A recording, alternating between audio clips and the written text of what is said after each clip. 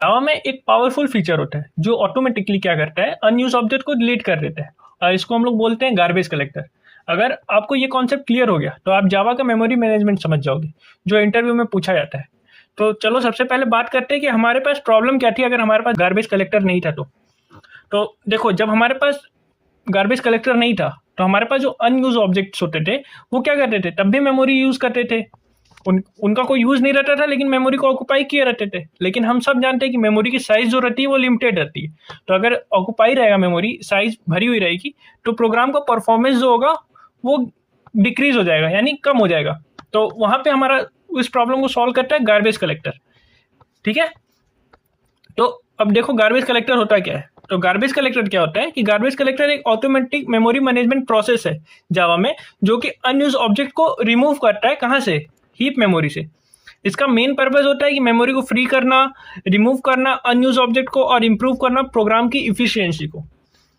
Garbage collector object की बात करते हैं आप, तो गार्बेज कलेक्टर ऑब्जेक्ट क्या होता है, ये डिटेक्ट करता है। गार्बेज कलेक्टर ऑब्जेक्ट एक ऐसा ऑब्जेक्ट होता है जिसके पास कोई भी रेफरेंस वेरिएबल नहीं होता है और इसको कोई भी एक्सेस नहीं करता है। तो ये क्या हो जाता है, एलिजिबल हो जाता है गार्बेज कलेक्टर में, गार्बेज कलेक्टर के लिए, कि इसको रिमूव किया जाए मेमोरी से। एग्जाम्पल देखो, जैसे हमने स्टूडेंट बनाया, मेन मेथड में हमने क्या किया, कॉल कर लिया उसको और उसकी वैल्यू नल कर दिया। कोई मतलब ही नहीं है इसका, गार्बेज वैल्यू है। या फिर ऐसे देखो, हमने क्या किया, न्यू स्टूडेंट बनाया लेकिन किसी वेरिएबल में स्टोर ही नहीं करा है इसको, तो इसका कोई मतलब ही नहीं है। सिर्फ ऑब्जेक्ट तो हमारा क्रिएट हो रहा है लेकिन इसके पास कोई भी रेफरेंस नहीं है। तो क्या करेगा, ये इमीडिएटली क्या करेगा, गार्बेज वैल्यू हो जाएगी। तो गार्बेज कलेक्टर क्या करेगा, इसको रिमूव कर देगा मेमोरी से। अब देखो रोल क्या है गार्बेज कलेक्टर है। ठीक है, जावा में अगर मेमोरी क्लीन अप करना है तो हम किससे करते हैं, गार्बेज कलेक्टर से करते हैं। तो ये कौन कौन सा टास्क परफॉर्म करता है, फाइंड करता है किसको, अनयूज ऑब्जेक्ट्स को, रिमूव करता है उनको मेमोरी से, और फिर क्या करता है, हमारा हीप स्पेस जो होता है उसको फ्री करता है। एडवांटेज ऑफ गार्बेज कलेक्टर देखो आप, तो एडवांटेज क्या होगा गार्बेज कलेक्टर का, वही सेम कि ऑटोमेटिक मेमोरी मैनेजमेंट करता है, प्रिवेंट करता है मेमोरी लीक को, और बेटर करता है एप्लीकेशन परफॉर्मेंस को बेटर करता है। प्रोग्रामर को जो हमारा मेमोरी होता है वो मैनुअली फ्री नहीं करना होता है, वो ऑटोमेटिक हो जाता है।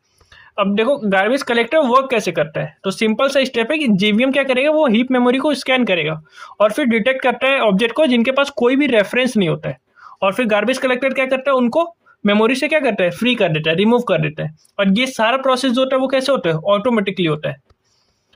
गार्बेज कलेक्टर को अगर हमें रिक्वेस्ट करना है, ठीक है, तो हम लोग फोर्सफुली गार्बेज कलेक्टर को रिक्वेस्ट नहीं दे सकते, लेकिन हम लोग उस पर रिक्वेस्ट डाल सकते हैं system.gc से। लेकिन ये गारंटी नहीं रहेगा, जरूरी नहीं रहेगा कि गार्बेज कलेक्टर रिक्वेस्ट ले ही, वो हमारा जेवीएम डिसाइड करेगा कि गार्बेज कलेक्टर कब रन होगा।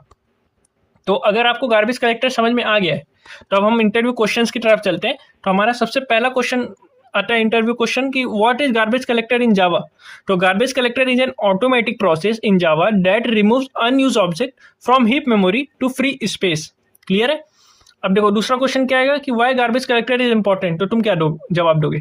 तो garbage collector provides automatic memory management, prevent memory leak और इंप्रूव एप्लीकेशन परफॉर्मेंस। ठीक है। अब तीसरा क्वेश्चन क्या है कि can we force garbage collector. तो जवाब क्या दोगे, no we can not force garbage collector but we can request it using system.gc। किससे, system.gc से। ठीक है, इससे हम लोग रिक्वेस्ट कर सकते हैं, लेकिन जेवीएम में डिसाइड करेगा कब रन होगा, ये बात हमेशा याद रखना। तो बस आज के वीडियो में इतना ही। तो यहाँ पे हमारा जो कोर्स है ऑब्जेक्ट ओरिएंटेड प्रोग्रामिंग का, वो खत्म होता है। आई होप आप कोर्स को अच्छे से फॉलो किए होंगे और मजा आया होगा आपको कोर्स में। आप अब इंटरव्यू के लिए रेडी हो गए। तो मिलते हैं आपको किसी नए कोर्स में, तब तक के लिए बाय बाय, अपना ख्याल रखना, और हाँ, चैनल को सब्सक्राइब जरूर कर लेना और भी इंटरेस्टिंग कोर्सेज के लिए।